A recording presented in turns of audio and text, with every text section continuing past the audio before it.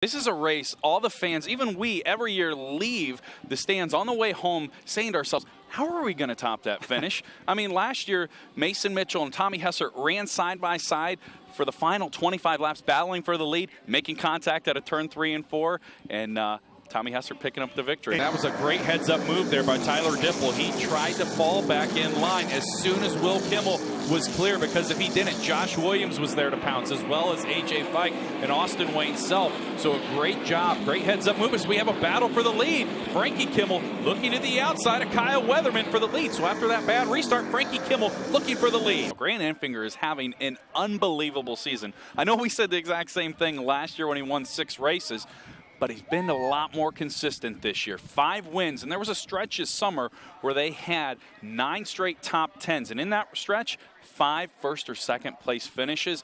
Only 2 DNFs for these guys, looking to cap off a tremendous 2015 season. I got to give him credit. In the spring when we were here, he didn't have a race-winning car, but he went for the victory and came up just a little bit short. It's been really remarkable to watch this team overcome a lot of these obstacles in 2015. They were involved in that lap 1 incident at Pocono, came back to finish second, had to start at the rear of the field at Nashville, came back to win. I mean, the hurdles just cannot be put in front of this team. They conquer them every week, it seems. Grant Enfinger going to cruise home for his 6th win of the 2015 season, his 14th career ARCA Racing Series victory. Kenny Schrader will come home in second. Grant Enfinger continues to solidify his dominance here in the ARCA Racing Series presented by Menards. This is short track racing on a Saturday night on a half-mile racetrack. This racetrack, over 30 degrees in banking. The pavement hasn't been fully repaved since the mid-1970s. Last summer, before the fall race, they repaved turns 3 and 4. That pavement down in turns 1 and 2, it's starting to wreak a little havoc on some of these competitors. Tough break there for Thomas Prater. Right front damage to that number 9 DK Lockford up out of the groove in turns 1 and 2. It's been a season to forget for the Moose Thomas Prater. It appears the caution will come out for the first time here at lap 67. His bad luck season really started here back in the spring, and unfortunately continuing here tonight as well. This track's very similar to a track you had a lot of success at on the NASCAR Sprint Cup Series schedule, the Bristol Motor Speedway. What similarities, you've raced here, you tested a car here, what similarities can you point out and advice to give Bo here for tonight's race? Fast, fast, and things happen quick. And this is exactly Josh Williams' type of race. He wants these long green flag runs, but 5 lap cars directly in front of this battle for the 3rd position of Tyler Dipple. And Josh Williams going to have to exert a lot of patience here, as Tyler Dipple has 2 of his Lyra Motorsports teammates right in front of him here, trying to battle for position 1 lap down. Right here, he can get a good run off the corner, get side by side, but once they get to turn 3 and 4, you have to be up on that outside line. Just to prove how much he wants to win here at Salem Speedway, Will Kimmel actually tested here twice. Most of the teams only test here once. Will came back here Monday night because they had a problem in that first initial test. Luckily, they were able to have it in the test, not tonight during the race. Will's finished runner-up in this event back in 2011, been very close.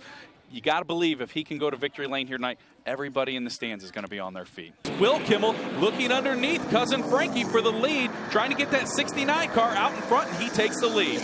And let's not forget, Fike has a lot of experience in the ARCA Racing Series. Sure, he has only raced 8 races this year. He ran a full schedule back in 2004, competing for Rookie of the Year then. Took him 10 years to get to victory lane. Starting to have a resurgence here in the ARCA Racing Series in 2015 after picking up career win number 1. Jeff, appreciate the time and look to seeing that 42 car with Bo Lamastus up front here tonight. You bet. Yeah, Bo, you know, the more you race at a track, the better you get. And Bo tested here. He's really good now, and we expect for a good run tonight. So everybody watching, have fun, enjoy the race. Let's send it back up topside to Charlie. Continue with more of the pre-race show. I had the chance to speak with him during the driver autograph session. That's the biggest thing he said that last year that he did not do. He was a little too aggressive too early in these races, and now he's really learned how to pace himself for all 200 laps. I think right now he's content to just ride in the tire tracks of leader Kyle Weatherman. I can't applaud the ARCA officials enough for being so proactive in the offseason, coming up with this great idea. Kyle Weatherman didn't turn 18 until July, and he has been so great in his limited starts in the ARCA Racing Series. Calypso Lemonade Short Track Challenge consists of 11 races. Kyle Weatherman's worst short track finish this year, 7th. No surprise that Kenny Schrader has worked his way up to the 7th position. Now looking to the inside to Chase Briscoe. That's a battle for 6th here. And Schrader clearly faster and has that nose out in the front.